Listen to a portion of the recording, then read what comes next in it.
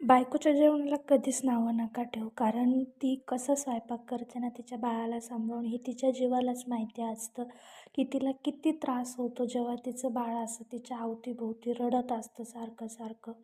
So जाऊ द्या. स्वागत आहे तुमचं नवीन एका मिनी ब्लॉगमध्ये. तर आज मी दुपारी पिऊ झोपली तेव्हा साडी ट्राय केली होती.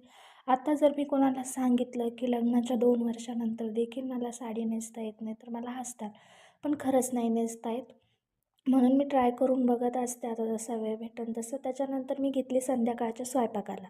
आता रात्रीचा स्वयंपाक म्हटल्याच्यानंतर आज तर होता संडे. संडे स्पेशल म्हटल्यावर काहीतरी चिकन वगैरेच स्पेशल असतं. दुसरं काय असणार हो? मग काय घेतला स्वयंपाक करायला. चपात्या वगैरे झाला, मस्तपैकी मसाला पण काढून झाला.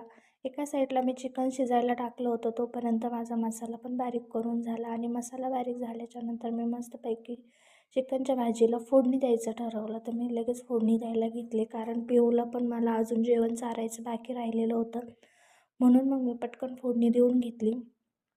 आणि कसं आहे ना, ती खूप रडते माझ्या मागं सारखी. पण आता काय करणार ना, तिचे पप्पा पण दमून थकलेले, कामावरून थकून आलेले असतात आणि त्यांना पण मग मी जास्त फोर्स करत नाही. मग मी फक्त एवढंच बोलले, की मला झाडून घ्यायचं आहे, खूप पसारा झाला. ही बघा एवढीशीच आहे, दीड पावणे 2 वर्षाची आहे. पण मग तिला काय कळतं काय माहिती. तिला वाटलं, की मी पटकन आवरलं तर मम्मी मला पटकन जवळ घेईल. म्हणून मग तीच झाडू घेऊन असं झाडायला तिने सुरुवात केली. तिला कसलं झाडता येते हो, झाडलं तर मीच. आणि इकडं मग मस्तपैकी भाजीला फोडणी देऊन झाल्यावर मी पिऊला पण चारून घेतलं. तिला चारायचं म्हटल्यावर माझी खूप मोठी कसरत आहे. तिला खायला कमी आणि खेळायला जास्त लागतं.